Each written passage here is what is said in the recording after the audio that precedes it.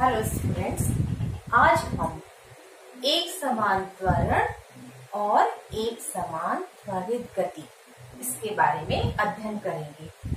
ये जो टॉपिक है बहुत ही इम्पोर्टेंट टॉपिक है, इसको बहुत अच्छे तरीके से समझिए। इसका इम्पोर्टेंस ये है कि न्यूटन के गति के समीकरण जो ग्राफीय विधि से सिद्ध किए जाते हैं और हर इंटरनल और एनुअल एग्जाम में पूछा जाता है।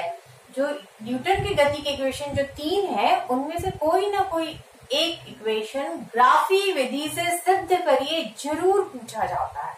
तो आइए इस टॉपिक को हम बहुत अच्छे तरीके से मैं समझाने की कोशिश करूंगी और आप समझने की कोशिश करिए। ओके, तो सबसे फर्स्ट एक समान त्वरण क्या है? ओके, नाम से स्पष्ट है, एक समान त्वरण मतलब त्वरण यहाँ एक समान मतलब अचर होगा, नियत होगा, मीन्स इंग्लिश में कांस्टेंट जिसे कहते हैं। ओके, तो यहाँ पर जब वस्तु का एक समान त्वरण होगा तो उससे संबंधित जो गति है वो एक समान त्वरित गति कहलाएगी। तो एक समान त्वरण तो आप समझ चुके होंगे। त्वरण का फॉर्मूला जानते हैं, त्वरण के बारे में जानते हैं। त्वरण बराबर क्या होता है? त्वरण बराबर होता है वेग परिवर्तन बटे समयांतर। ओके, त्वरण बराबर क्या होता है, सिर्फ इतना याद रखिए अभी। त्वरण बराबर क्या होता है? वेग में परिवर्तन बटे समयांतर। तो त्वरण कब मिलता है? जब वेग में परिवर्तन धनात्मक होना चाहिए, मतलब वेग बढ़ना चाहिए, वेग घटना नहीं चाहिए। वेग घटेगा तो क्या मिलेगा आपको? मंदन मिलेगा, गति मंदी होगी, उसको मंदन कहते हैं। तो यहाँ पर वेग में परिवर्तन बढ़ना चाहिए, मतलब वेग में परिवर्तन हमको पॉजिटिव मिलना चाहिए, वेग में परिवर्तन हमको धनात्मक मिलना चाहिए। तो ये तो हम जानते हैं कि त्वरण बराबर होता है, त्वरण बराबर क्या होता है, हम इतना जानते हैं कि त्वरण ए बराबर होता है वेग परिवर्तन बटे समयांतर।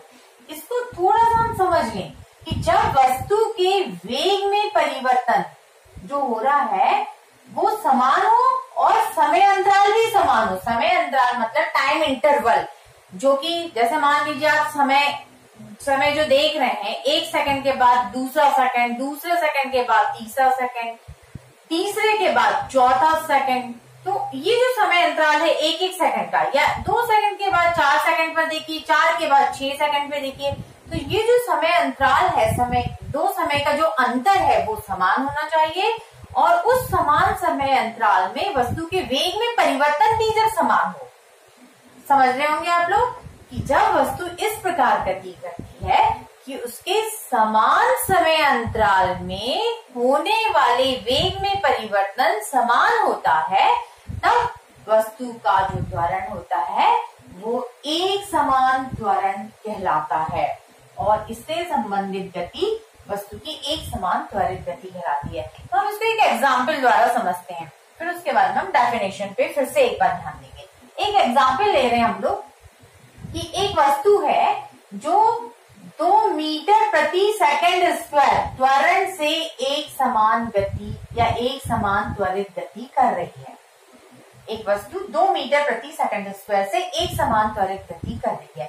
इसका मतलब यहाँ पे उसका जो त्वरण है एक समान है, उसका मान कितना है? 2 मीटर प्रति सेकंड स्क्वायर। इसका मतलब ये है कि उसके हर एक सेकंड में जो वेग में परिवर्तन हो रहा है वो 2 मीटर प्रति सेकंड से हो रहा होगा। तो देखिए यहाँ पे मैंने टेबल बना के रखा है। 0 समय पर वो रेस्ट में थी, मतलब विराम में थी, चल नहीं रही थी। फिर 1 सेकंड पश्चात 1 सेकंड पर उसका वेग कितना हुआ? 2 मीटर प्रति सेकंड हो गया। ओके, कितना हो गया उसका वेग? 2 मीटर प्रति सेकंड हो गया। उसके अगले सेकंड पर मतलब 2 सेकंड पर हमने देखा उसका वेग जो है वो 2 से बढ़कर 4 हो गया। ओके, उसके अगले सेकंड मतलब 3 सेकंड पर देखा वो 4 से बढ़कर कितना हो गया? 6 हो गया। तो आप देख रहे हैं वेग में परिवर्तन कैसा रहा? एक समान, 2 से 4, 4 से 6, मतलब वेग परिवर्तन 4 - 2 कर लीजिए, 6 - 2 कर लीजिए, वेग में परिवर्तन कैसा मिलेगा आपको? एक समान होगा। ठीक है, तो यहाँ पे समय अंतराल भी हमने एक समान लिए हैं, 0 से 1 सेकंड यानी 1 - 0, 1 से दूसरा सेकंड 2 - 1। इस टाइप से देखिए समय अंतराल मैंने कॉलम बना के रखा। सबसे पहले हम लोग ये वाला समय अंतराल ले रहे हैं, अंतिम समय माइनस प्रारंभिक, ये हो गया 1 - 0। वेग में परिवर्तन हुआ, अंतिम है 2 और पहला है 0।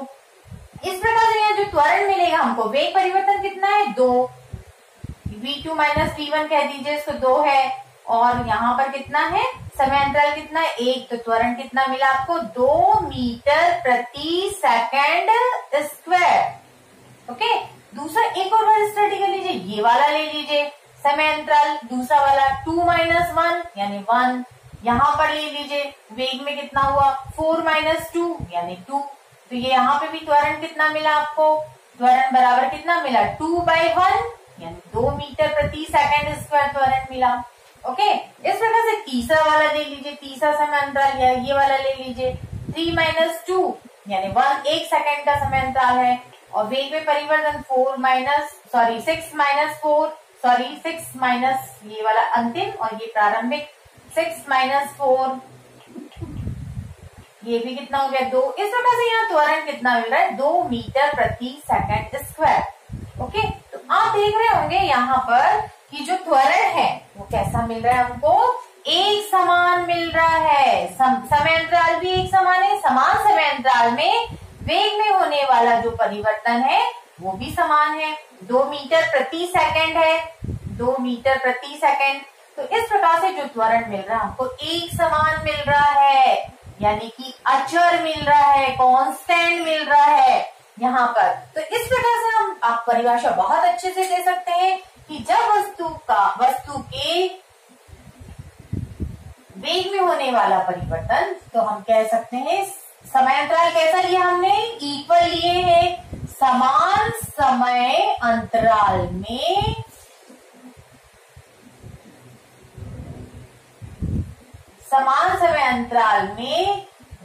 वेग में होने वाला परिवर्तन कैसा, वेग में होने वाला धनात्मक परिवर्तन, धनात्मक शब्द कहना जरूरी है त्वरण के लिए, तो यहाँ पर समान समय अंतराल में वेग में होने वाला धनात्मक परिवर्तन भी एक समान हो, तब वस्तु का त्वरण एक समान कहलाएगा, और इस प्रकार जो वस्तु की गति है वो एक समान त्वरित गति कहलाएगी। एक समान त्वरण के अंतर्गत जो वस्तु चलेगी वो एक समान त्वरित गति में कहलाएगी। ठीक है, तो ये आपका फॉर्मूला बन गया, वेग परिवर्तन बटे समयांतर में क्या लगा दीजिए, समान वेग परिवर्तन, समान समय अंतराल में होने वाला जो वेग परिवर्तन हो वो एक समान हो, धनात्मक हो, तो इस समय त्वरण हो गया एक समान हो गया। ठीक है, ओके। अब यहाँ पर हम ये जो मैंने एग्जाम्पल दिया है इससे बहुत ही हम इम्पोर्टेंट फैक्टर समझते हैं। देखिए यहाँ पर यदि हम इसके बीच में ग्राफ ड्रॉ करें, किसके बीच में ग्राफ ड्रॉ करें, एक समान त्वरित गति के अंतर्गत वेग और समय के बीच ग्राफ ड्रॉ करें, तो देखिए ग्राफ कैसा आएगा।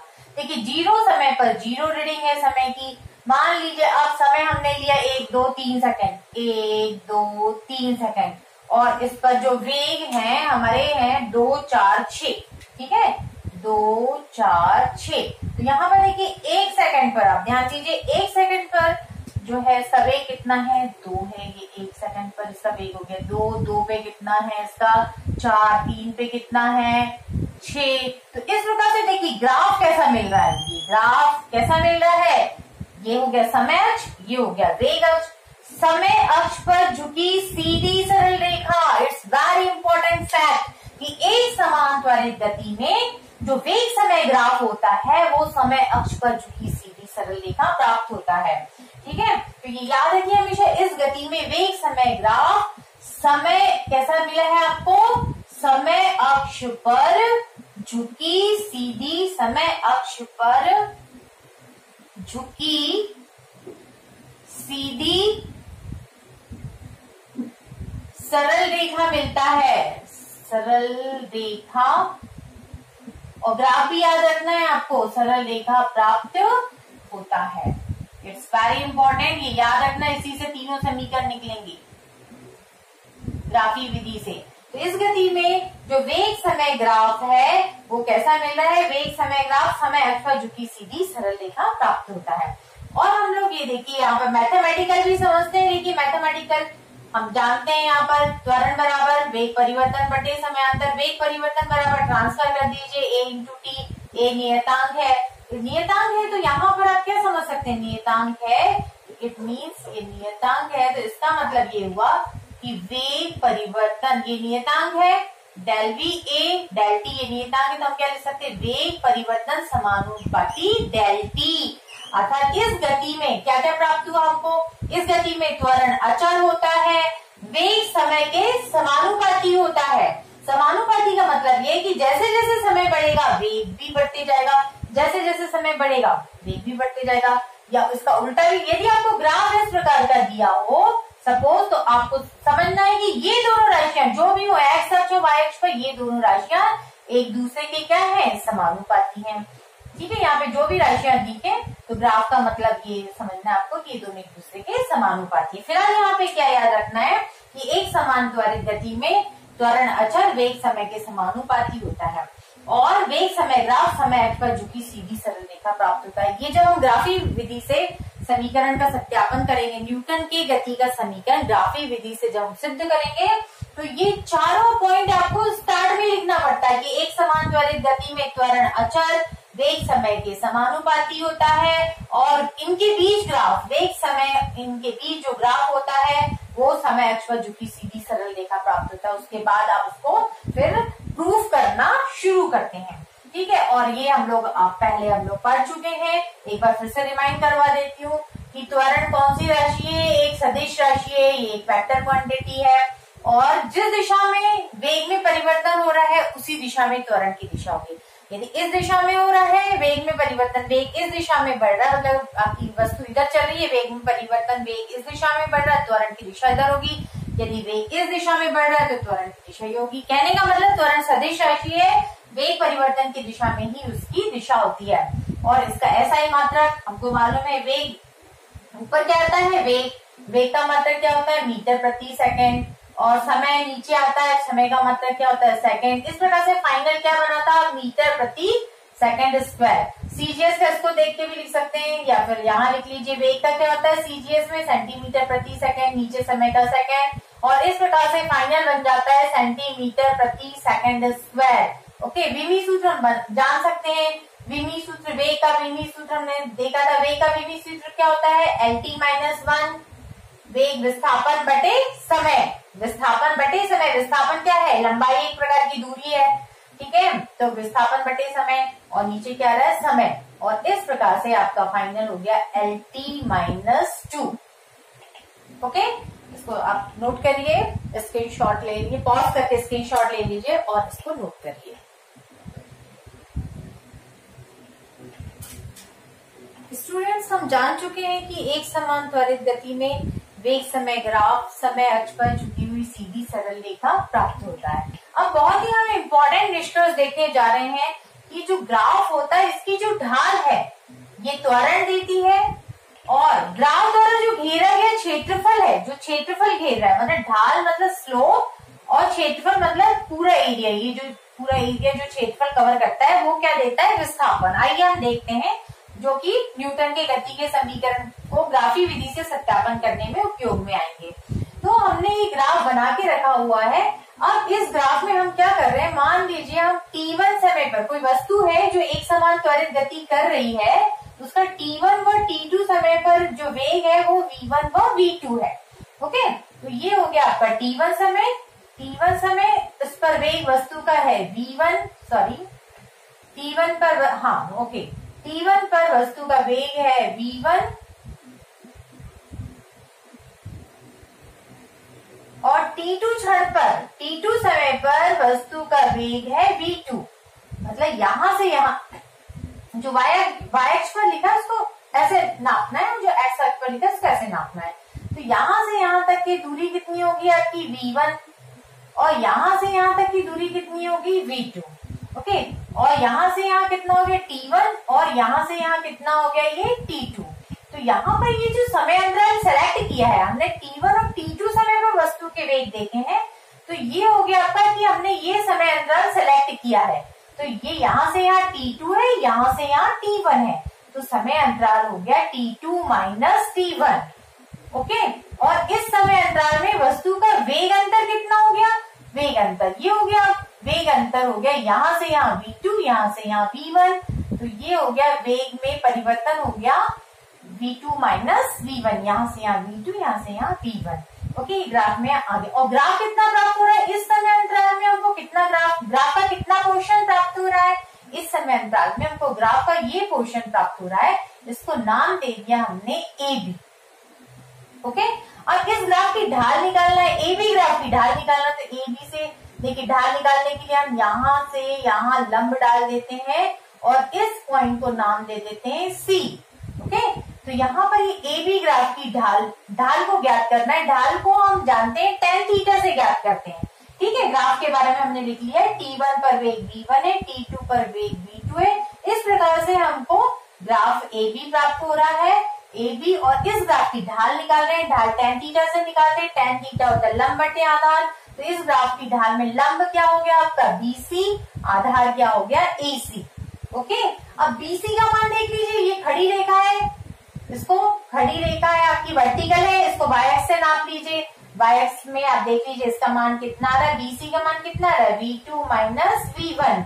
AC आपकी हॉरिजेंटल है, आड़ी रेखा है, इसको x एक्स से नाप लीजिए, ये वाला मान कितना आ रहा है, T2 माइनस T1। तो देखिए आप देख चुके हैं यहाँ पर ग्राफ की ढाल जो है वो क्या दे रही है, आप देख रहे हैं, ये जानते हैं ये क्या हो गया आपका वेग परिवर्तन हो गया, और नीचे क्या प्राप्त हो गया आपको, समय अंतराल प्राप्त हो गया, और वेग समयांतर प्राप्त हो गया। समय अंतराल वेग परिवर्तन बटे समयांतर को हम क्या देते हैं, त्वरण। तो ये वेरी इंपॉर्टेंट निष्कर्ष है ऑब्जेक्टिव पर्पज से और न्यूटन के गति के समीकरण को ग्राफीय विधि से ज्ञात करने के लिए। मैं बार बार कह रही हूँ, याद रखिए इसे। तो एक समान त्वरित गति में वेग समय ग्राफ की ढाल क्या देती है, त्वरण देती है। ओके, अब हम देखते हैं, ये पहला पॉइंट जान चुके। अब हम देखते हैं कि ये जो ग्राफ है, इसने जो समय अक्ष पर जो क्षेत्रफल घेरा है, पूरा जो कवर्ड किया है, वो क्या देता है, विस्थापन देता है। देखिए इसके लिए थोड़ा सा अलग से ड्रॉ करके रखा है। तो सेम वही चित्र है कि T1 पर वेग v1 है, बिल्कुल यही आपको यहाँ तक कॉपी करना है कि एक वस्तु जो एक समान त्वरित गति कर रही है, उसका यहाँ पर T1 क्षण पर जो है ये समय अक्ष है, इसको हम समय अक्ष कहेंगे। ये समय अक्ष लिख लीजिएगा, समय अक्ष टाइम T इन सेकेंड, और ये है आपका वेग है जिसको हम नापते हैं मीटर पर सेकेंड में। ठीक है, सेम वही है, T1 पर वेग v1 है, T2 पर वेग कितना है, v2 है।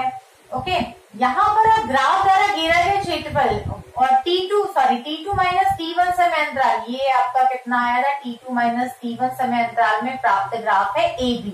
तो AB द्वारा समय अक्ष पर घेरा गया क्षेत्रफल देख लीजिए, ये AB ग्राफ है, इसने समय अक्ष पर ये क्षेत्रफल घेरा हुआ है, ध्यान दीजिए ये क्षेत्रफल घेरा है, और इसकी आकृति समलंब चतुर्भुज जैसे है, ट्रपीजियम समलंब चतुर्भुज जैसी है।